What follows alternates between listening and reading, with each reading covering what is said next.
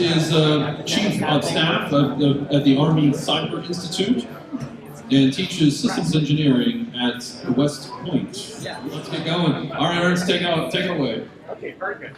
This is fine. You might be muted. Turn it to your. Very good. Appreciate it. Go. Again, I work at the Army Cyber Institute, which is located at West Point, New York. And the title of my talk here is Thinking Inside the Box. It's really a talk on innovation, framework for innovation. I did not submit the alternate title. I didn't think it would get accepted if I put the alternate title. Is tomato a fruit or a vegetable? And I'll come back to that in a little while. Now, at the Army Cyber Institute, what we do, this is going to page down again.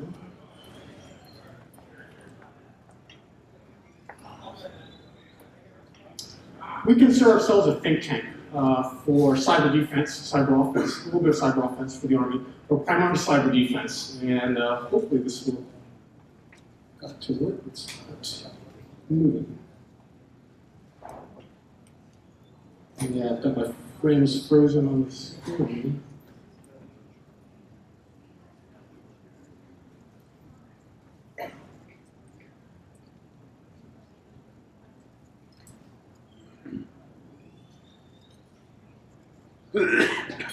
Doesn't like my animation here. I might have to open it up. Hopefully this works. Next one. I figured I'd give a little video first that shows a little bit what Army Cyber Institute does before I go into my talk.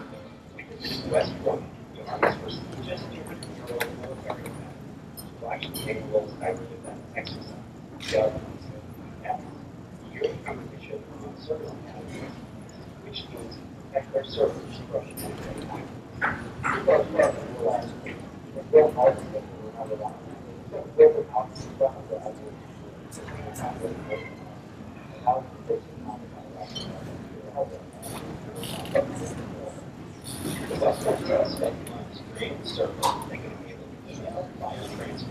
other services for thousands of single users. For 7 days, 24 devs huddled together in a computer to guard their systems to get response from the NSA. Cyber is the frontier. I was writing it, I was developing new things, and being able to protect something that's so important. This homework was for John, showing how well Army engineering begins with teams, with grades based on how well each group maintains the network. Naturally, the Army team screen their activities the top team takes home this big challenge short. This year, though, Army's big rival won. We're also here to visit the Army Cyber Institute, which is a think tank here that asks all different questions about what cyber defense is able to do. We had it stay up there, Colonel Andrew Hall. Talked about the Army tools for taking potential leads, the case of that. Contract called the breakdown. Now the new for John. With the attack services what the attack services look like. The attack services. He went on to describe a series of potential cyber threats we may face in the future, such as a personal care robot, hack anyone person, or a hack on a dam that causes a catastrophic disaster. Most think tank is also considering the potential of some pretty sci-fi concepts like unwieldy soldiers and autonomous. Hey, can you put a mic up? We can't hear back here. The mic's not coming out on this one anymore. But you can put your microphone up next to your PC. But it's Yeah, going. the volume's coming out. I'll give you a link to ours. You could change the output device and then use the microphone. Yeah, it's almost over. It's 30 seconds left. So really what I'm talking about is that Army Cyber Institute, I talked about a little about, we're really a think tank trying to figure out, not today's problems, right? We're not trying to solve today's problems. We're thinking about really problems we're looking at 10, 15 years out. Things that will impact our nation, so security defense for our nation. And it looks like the music is on now. Let me see if this works one more time. Oh, I know what it is.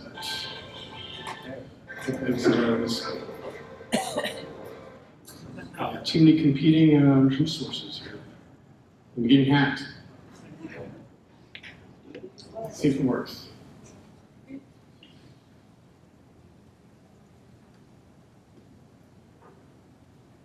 Yeah, oh, it is moving. All right, good, it's moving. So I'm moving slowly. So really, here's our mission. This was really our mission from 5 years ago. The Armed Cyber Suit stood up 5 years ago, 2012. We consider still a startup organization. I was just talking to some of the other folks in the audience. We reside in an old woman's dormitory right outside the West Point campus. So we had a bunch of internet startup companies telling us, yeah, you're in a woman's dormitory, you're a startup. And so what I've highlighted here is we're trying to really do two things, impactful partnerships and building intellectual capital. With our new director, you saw him in the video, Colonel Andy Hall, he took over last year, and we sort of proposed a new mission. The nice thing with this new mission is it continues on with the research that I'm doing, conducting interdisciplinary research and shaping future thoughts and developing innovation. And for me, innovative solutions talks about innovation. So how do we talk about innovation to generals, to colonels, to other services for our nation's defense, for cyber resiliency? And so what I thought about was this notion of disruptive cyber innovation. That's like these sites here, the ACI hosts twice a year this conference called Cyber Talks. And this was a promotional item that came out of it. It's probably hard to see through here, but Cyber Talks gives voice to disruptive cyber innovation. So I kept asking myself as I was attending these conferences, what is disruptive cyber innovation? I have an idea of what it is, but I'm not sure exactly that's what we're doing. And really what I'm talking about is how disruptive innovation distinguishes itself from what I call breakthrough, incremental, and sustained innovations. And this is the framework I'm talking about. Thinking inside the box is breaking down this box of innovation into separate quadrants. Now, if you're a business major, right? Anyone MBAs in here? If you're a business major, we've already seen a couple of presenters today breaking down the world into 4 quadrants, right? I'm doing the same thing, right? I'm making innovations into the level of complexity of the solution and the targeted market. And so if we're looking at low technological complexity and existing markets, I'm considering that sustaining innovations. Right? Those are the types of innovations big companies are doing, monopolies. They don't have a need to actually do a lot of breakthrough or disruptive innovations because they own the marketplace. On the higher side of complexity, though, but still targeting existing markets, I call it incremental innovation or evolutionary types of innovation. You're really competing with your near peer or your adversaries or your competitors. I'm gonna give a lot of references to the military, so pardon me for that. I'm primarily giving this to military audiences, trying to convince them of this framework here. Now, breakthrough innovations, I call it jumping the curve, right? High complexity, but new markets. We've heard some of that in today's talks. And what I'm really focusing on is disruptive innovation, revolutionary innovation. We've heard a lot of that this entire day. That's what I'm really talking about really from our hackers, our hacker communities, our cyber crackers. They're doing a lot of disruptive innovation. I'm trying to figure out how we defend against this, right? We've heard a number of talks today. How can we defend against these cheap, simplistic attacks that are going through our networks? Now, I told you the alternate title of my talk is going to be a fruit or a vegetable, so this is going to be almost like, what's that show again? Are you smarter than a 5th grader? Show of hands now, audience participation. Who thinks a tomato is a fruit? Show of hands. Okay. All right, show of hands. Who thinks a tomato is a vegetable? We have a few. Okay. I'm one of them. I'm one of them as well. Even though I gave this presentation, I still think a tomato is a vegetable. But, right, the reason we quantify these or make distinctions between parts of a plant is that it helps us out, right? Who watched The Martian? It's good to be a botanist, so any aspiring botanists after watching The Martian? I never get any of this. So if you're a botanist, you're correct. Sound is working now. So if most of the folks who raise their hands, a tomato according to a botanist, it is a fruit, right? It's got the seeds, so it has all that. But I still contend that the tomato is a vegetable. We'll come back to that. And so the reason why I do this now is the way I look at these 4 different quadrants. The way I think about it is I'm thinking of sustaining innovations as Spock. I saw a few folks with the Star Trek T-shirts. I'm not sure if they're still here. But right, if you think about Spock, he's a logical person. Right? He's going to give Captain Kirk the most highly published success rates. That's his recommendation. So that's really what I'm thinking for sustaining innovations. Right? Very logical, very organized, very impassioned, but it's based on numbers. Now on incremental side, I'm thinking, anyone read Mad Magazine? Your kids, right? Spy versus Spy? That's really what incremental is. All you're doing is trying to one-up your competitor, your adversary, so that you're moving on top of them. In this case, they're trying to kill each other, so that's not a good idea here. Breakthrough innovations, I'm thinking of James Bond. Right? If you think about James Bond, he's got all the resources of Q, the Core Master Core, right? All of MI5, really all of MI6, really all of the British wealth is made into building his gadgets that saves the day. What about disruptive? What's my example of disruptive? I'm dating myself here again. I'm thinking MacGyver, right? Disruptive is MacGyver. He saves the world with whatever is at his disposal, right? A piece of gum, pen that can take apart, hammers, nails, whatever is in his vicinity. Okay? Now, if you don't know who MacGyver is, now there is a reboot, right? I haven't seen the reboot, so I can't. Is it very similar? I saw 2 characters on the cover of this series. I can't tell if it was just MacGyver. I'm thinking Jason Bourne. Right? Jason Bourne, he does what's at his disposal. Right? He's driving the old Mini Coupe, the original Mini Coupe, around town. He's using sticks to beat the people. But I told you that, again, as I go through this briefing, you're going to learn a little bit more about me. I'm a military intelligence officer, so there's one character here, or one picture here that's out that doesn't fit. Right? That's really Spock, right? I don't have any sci-fi guys. But if you remember Spock, right, Leonard Nimoy, he played, right, just prior to Star Trek, he played in a TV show called Mission Impossible. And he played Paris. Paris was the master of disguise, right? He could speak 10 different languages and con anyone thinking he was some general in some foreign nation. And really, that's the same thing, right? If you're trying to con someone, he did it so successfully, really. There are about 5 characters on Mission Impossible that do the same thing. They are really perfecting their skillcraft into conning governments in those times out of their secrets, or in this case, a lot of times prisoners. Now, again, I'm not a big fan of these quadrants. When I look at these quadrants, right, we can always break the world down into these little quadrants. But I'm going to make it to my use. I don't have this on my scales. I don't have numbers on, right? I just have low, high, existing, new.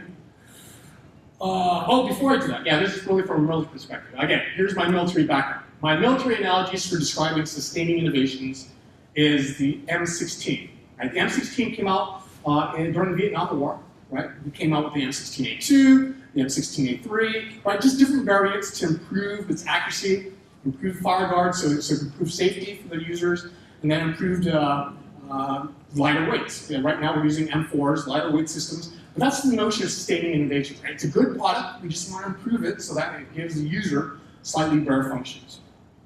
For incremental, I'm thinking, wrong way. For incremental, I'm thinking chaff. The notion of chaff came out actually during World War II. So a lot of stuff I'm going to bring out here is during World War II. A historian actually gave me a lot of these references. I co-authored a paper with them on this topic. And so World War II gave us the notion of chaff. The original chaff in the Air Force was to disrupt the German or Nazi radio waves, right? That was how they were picking up on the aircraft. So that was rear chaff. Chaff then later developed into anti-kinetic devices, right? You have all these flares that are locking in flares instead of the heat signature that's on the aircraft.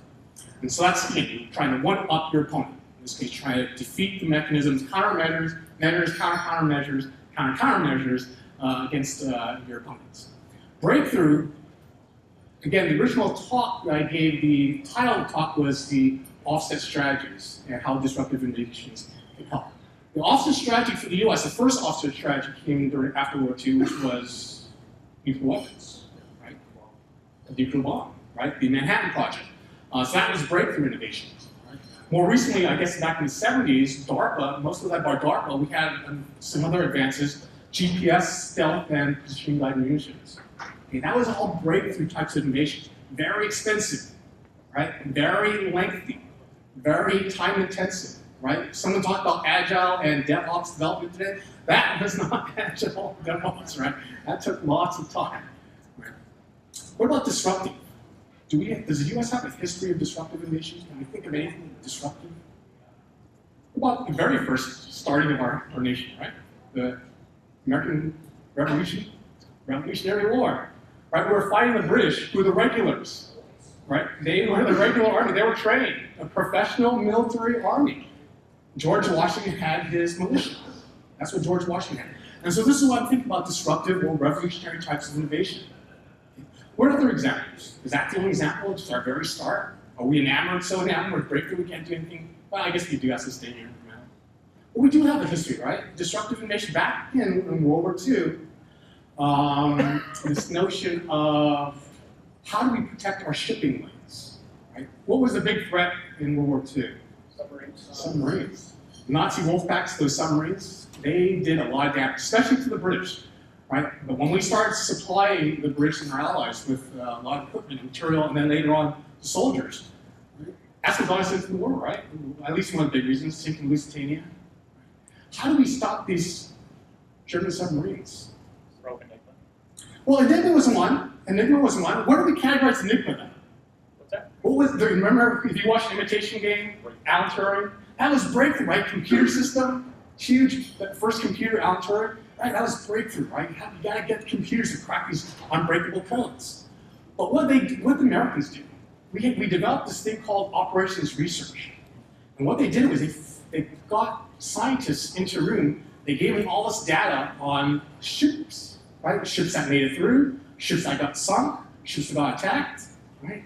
Big data problem for that back then. What they figured, these mathematicians figured out, if you put a convoy of ships, 2 or more ships, into a convoy, your probability of survival increased dramatically. It wasn't until after the war when we started capturing these German U-boat commanders when we figured out why. Right? It was just statistical analysis at first, right? Just get these ships in convoys, get 2 or more. Once they started capturing these German U-boat commanders, and again, you've seen them, right? You've seen U-571, you've seen DOS boat, you've seen them. It sucks to be in a diesel-powered submarine. Even today, if you're in a nuclear-powered submarine, it's scary. That's scary stuff. Any Navy folks? Okay, good. Oh, we do not. It sucks to be in a submarine. It's bad juju, especially if you're spotted. So U-boat commanders, they never wanted to attack if they had a chance of being spotted. So it was for them, their primary consideration was their own survivability. So if they spotted 2 or more ships, they let them go. Because they figured they could kill one, the other ship would radio win their location when the aircraft come in again. That's what the U-boat commander's considerations were. So again, birth of operations research, mathematical statistical techniques to solve this nasty problem. Drones today, UAVs. That's disruptive, especially to our Air Force. Any Air Force folks in this audience. Yeah, I love to make fun of the Air Force here. The Air Force. If I had more time, I'd go into more stuff. The Air Force, right? When they made this is the Army's version of the UAV. We kept keeping them smaller, right? We're actually doing the commercial off-the-shelf UAVs now. The Air Force's UAV, it's humongous. Has anyone seen the Global Hawk? That's the Air Force's version of a UAV. It is unmanned, but it is huge. It's larger than a Cessna. And it's used for ISR, intelligence, surveillance, reconnaissance. But that's their version of disruptive. I still call that breakthrough because for the Air Force, give them credit. I give them credit. They're trying to get in the right direction. Let's see here. Yeah. I told you, I gave you a little hint already. I do not like this notion of not having scale. Right? A little bit of math here. So instead, I'm going to take that to my advantage. Okay? I'm going to add one more quadrant here, and if you add that quadrant, this really does become, or one more axis, this really does become a box. So you really are thinking inside box, not just a square. If I add this notion of offset potential, right, the offset strategy, this notion of high impact, right? What are the innovations that give us high impact? Well, that's going to be disruptive and breakthrough innovations. So when you read your business books that talk about take more risks in innovation, they are not talking about sustaining incremental innovations, right? They're talking about disruptive and breakthrough innovations. If you're doing a lot of sustaining and incremental innovations, this is what really you're looking at. Right? This is really what it should look like if I'm just using offset potential. If I change the offset potential now to probability of success, right? That's the opposite. Sustaining incremental innovations, that gives the bulk. We should gain lots of successes. I'm thinking anywhere to the 80 to 90% success rates. Right? However, disruptive and breakthrough, what are the odds there? Any ideas where we? 5%.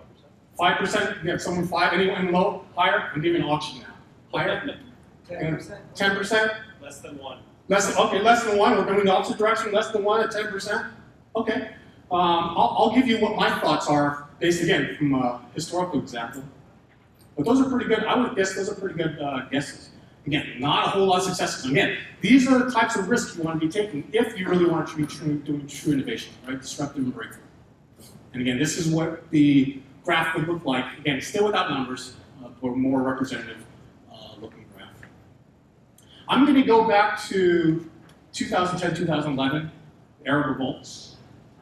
We had a total of 14 nations that revolted after the events that happened in Tunisia. Right, there was a street vendor who set himself on fire because he didn't want to get kicked off the street where he was selling his goods. Right, the police, quasi-military, pushed him off the street, so he set himself on fire, and then all this erupted. Right, 14 nations all at once rose up in protest. Again, you might say that a lot of it had to do with social media, right? They were able to spread the word. That's a lot of revolts. So I figured I would just use this as a sample. Right? Of those 14 nations,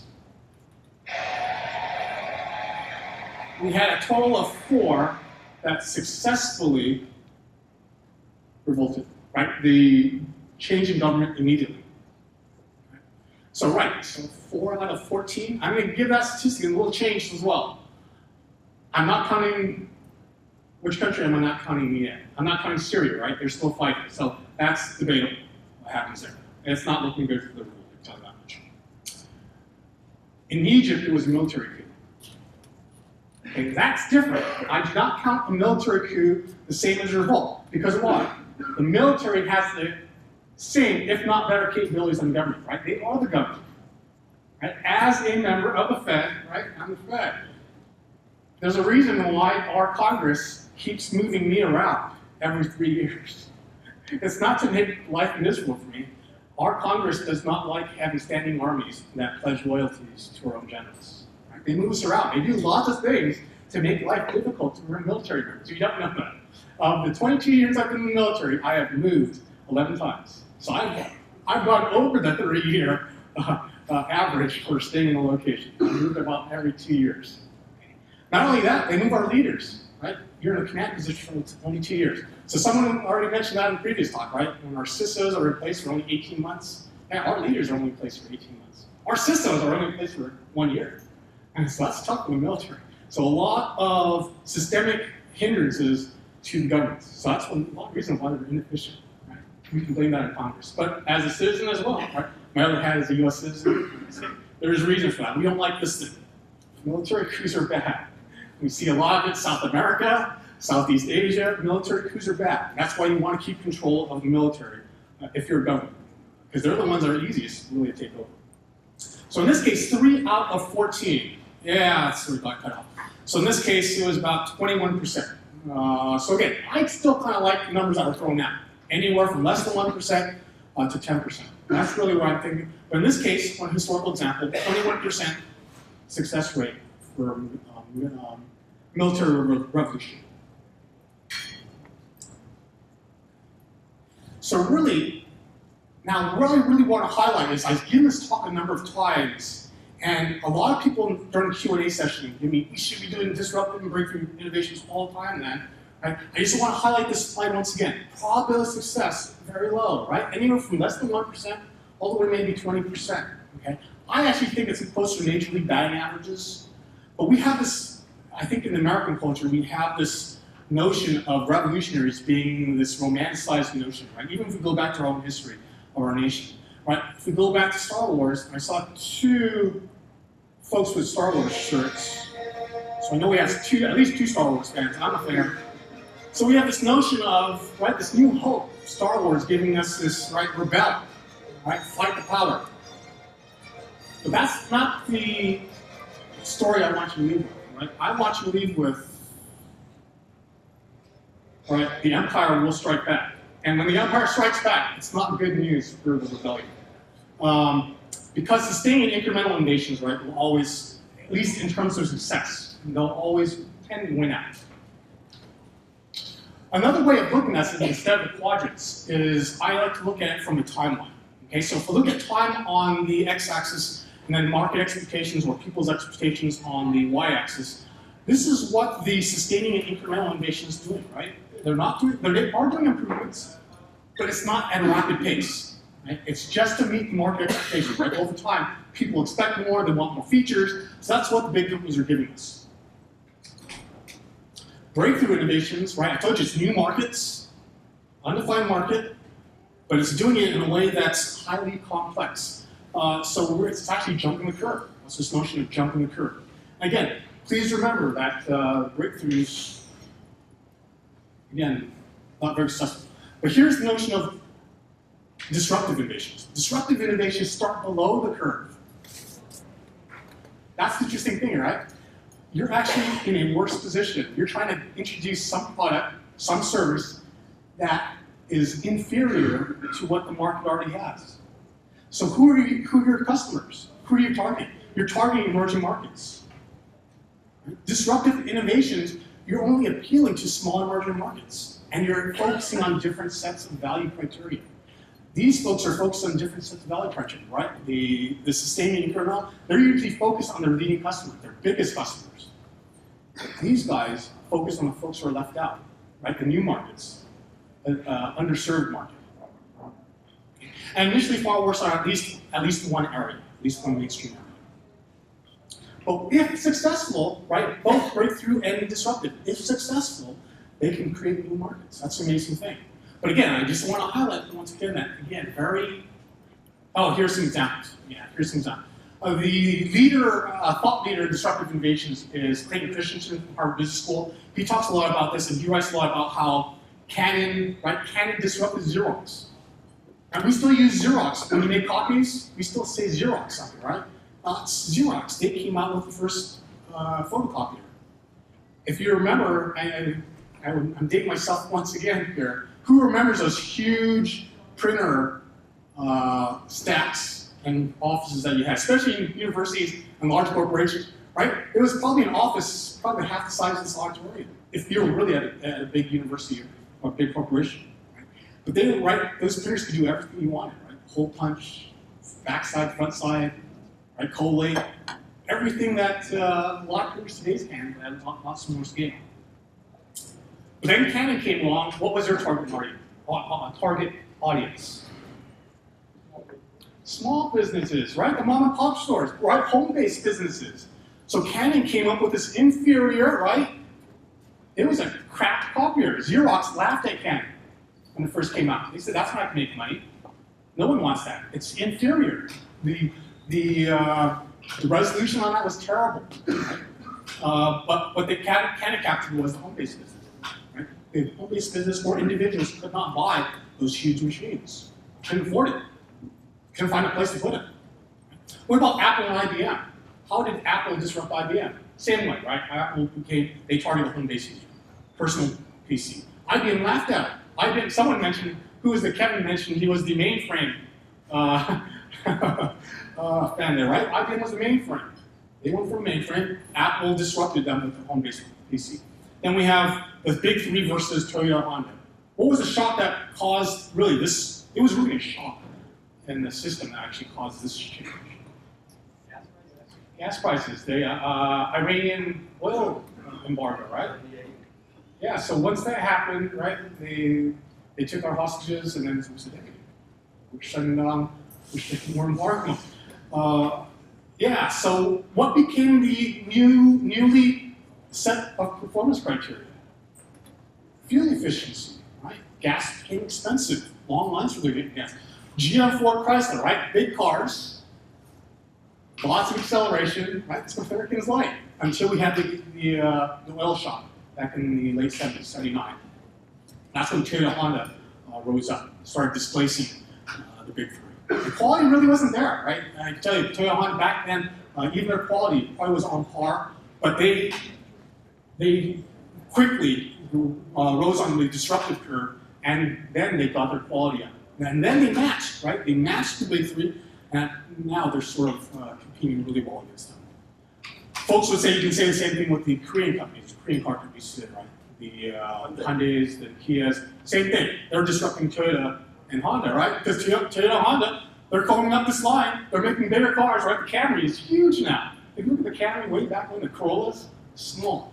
They're competing with the big three again, they're competing on this line. So now we have the Kias, the Hyundais competing with that. They're going to be disrupted too. The Chinese companies are coming out in the car industries, the Cherries, right? The Hyundais are getting bigger, more acceleration. So this notion of disruption is actually cyclical. It's coming back, even the car industry. What about today? Can we think of any disruptive innovations recently? Tesla.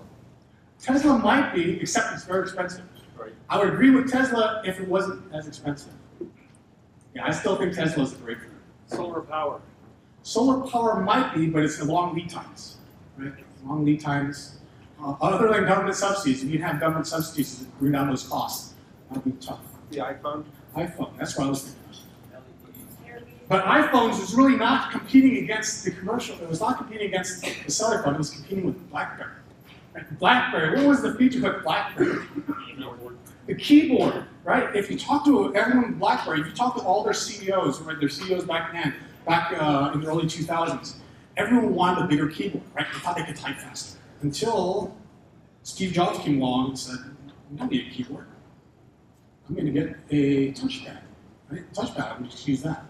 And so a great indicator of when you know you're in the disruptive space is when these guys on the green line are laughing at you. That's what the key, not these guys. Do not take these guys laughing. I think they have validity if they're laughing at you.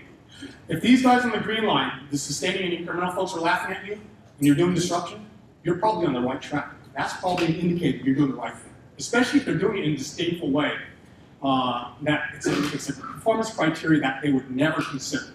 Okay? But you know from especially where disruptive innovation come about, is because it's a market that's not being served. And again, I just want to make sure everyone doesn't leave here thinking that breakthrough and disruptive innovations are easy to do. Again, I'm seeing still about that 10%, maybe even better, 10, 30%. Yeah. Okay, so how can we best protect the future? Okay. So when I'm telling all of the generals that I'm talking to, again, I'm focusing this talk on disruptive innovations, but I'm thinking we really do need to do all. I'm not wedded to just disruptive innovations. I want us to be doing all innovations, especially in the cyber domain. Right? The cyber domain is too fast. It encompasses too much. Cyber touches every single domain of warfare. Right? In the military, we're still compartmentalizing war. We still say there's a land component, an air component, a sea component, and a littoral component. That's for our Marines.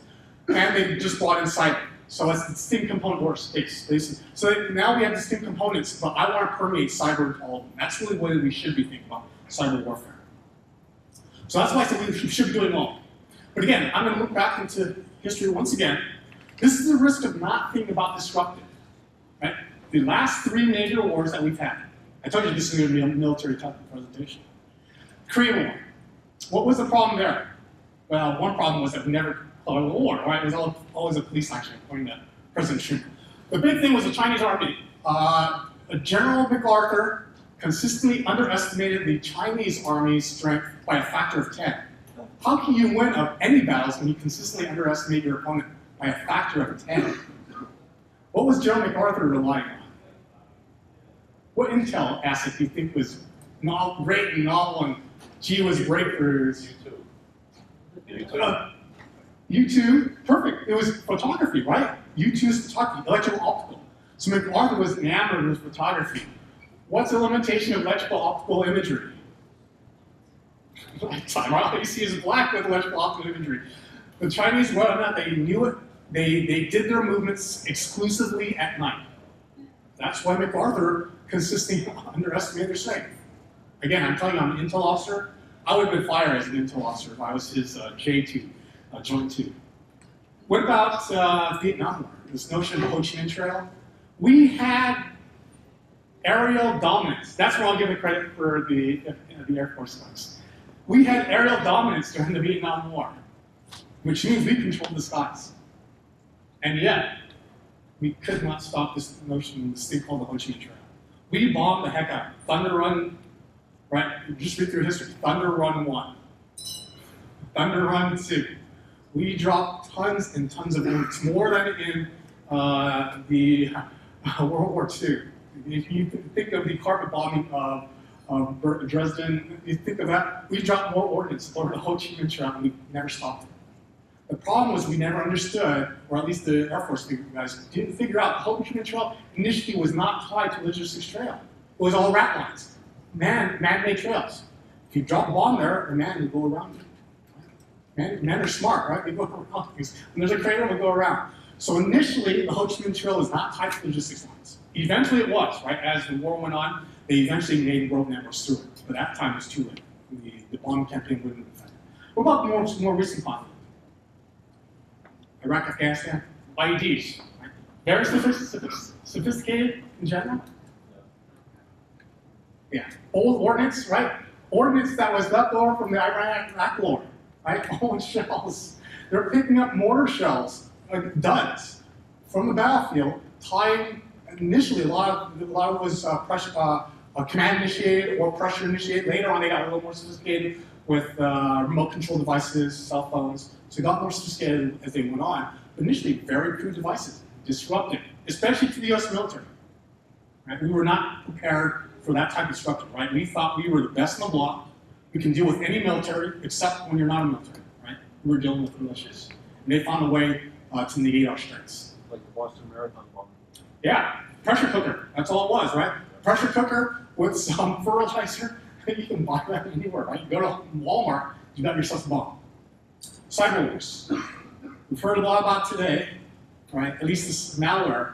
A lot of it's, I'm calling it mostly, initial versions of them, mostly are disruptive. Now we talk about some of them, yeah, they can be incremental, they can be sustaining, right? If you get different versioning, different incremental, if you're patching and things, yeah, it'll be incremental. But the initial versions usually are, there it is, are disruptive, okay? Are there examples of breakthrough? Yeah, Stuxnet, stuff that's coming out of Russia, stuff that's coming out of China, advanced persistent threats, yeah, they're coming out with breakthrough. And that's scary, right? Because we can't even contain many of these disruptive ones. I'm running out of time here, so I think this would be a good place to break. Yeah, let me get just very quickly, just a hacker's dictionary, right? Someone earlier talked didn't like the term hacker, right? So they came up with cracker, right? A cyber hacker. Okay, I'm going to introduce a whole lot of new terms. Okay, very quickly here. Again, I told you I gave props to Star Wars. I like Star Trek as well. I did see someone with the Star Trek shirt as well. So. Star Trek, I'm calling the crackers, right? Cyber cracker, disruptive, right? All he's doing is trying to break the holes, trying to get into the safe. Usually not your lock picker, not by the front door. The disruptive innovator is trying to go through the back door, right? Or side channel attacks. So that's okay if you're breaking locks on the back door. I'm calling you a breakthrough innovator, right? I'm calling you a stacker, Stuxnet type attacker. You're going the front doorway. That's okay. And I'm, yeah, slackers, yeah. Some of us want to be slackers, that's okay. I'm saying that's okay. It's okay to be a slacker. Cyber linebackers. And again, this might go over the heads of some folks, but again, I took the risk of making a physical fitness reference there, a shack attacker and a hack attacker, right? And again, I'm encouraging innovation for all of these. But again, I'm hoping most of us on the cyber defense side think more of being a cyber tracker or a tracker, right? It's good to be on the USS Federation, especially on the Star Trek Enterprise. You're all by yourself. You're left to your own devices. You're, right? You have a prime directive, but you don't always have to follow as long as you're using good judgment. And with that, I will, I'm out of time, so I think I have time for one question. Any questions? Yeah. So I'm just sitting here thinking about it. Is the success of disruptive correlated to how well the leads are being done in the system? Yeah, I personally believe that the success from disruptive innovations comes from generating this emerging market and getting that following. You have to get the following. Because again, if you don't get the following, it's going to die. Right? No one's going to ever get word of it. Right? So who's ever heard of, right, we know that Facebook is pretty popular, but what about MySpace? It was popular, but it died. What about Ping? Google Plus? Right? A lot, even in tech, right? There's a lot of examples of disruptive innovations that fail. And I want to get that across, right? Disruptive is hard. So if you want to succeed, you've got to get that following. And you have to make sure on your disruptive innovation, the value criteria that you're looking at and you're trying to improve, that's not being met by the steady and incremental folks. That's the ones that are valued by the underserved or new market. Good. So you talked about how these disruptive things happen. How do we on the defensive side remain on the disruptive side? Yeah, that's perfect. So it's really, how do we get to this, how do we get to, that'll be the last question. So how do we become a cyber tracker, right? You're asking really how do we become a tracker or a cyber tracker? That's why I love coming to these hacker conferences, security conferences. I want to leverage the hackers in all of us. The folks who are hacking, especially if they want to get their name out. A lot of times they just want the fame, right? That they found a hole. If you find, right, again, other movie references, Catch a Thief, right, White Collar, they're using criminals, Catch Me If You Can, they're using criminals to figure out what defenses they would put in to thwart themselves.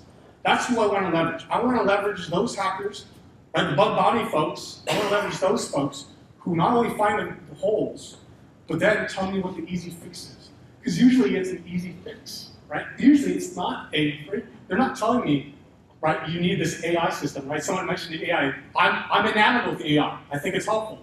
I'm enamored with automation. It's going to be helpful.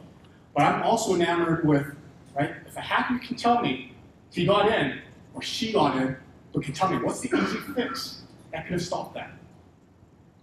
Right, the WannaCry. What was the guy that opened up that new website? He's a cyber tracker. I'm going to give him my badge, cyber tracker badge. Right, those are easy fixes to what we think is an insurmountable problem. I'm going to leverage, to get to that, I want to leverage their skills, their way of thinking. And I think that can help. And with that, I think I've gone over time. I think.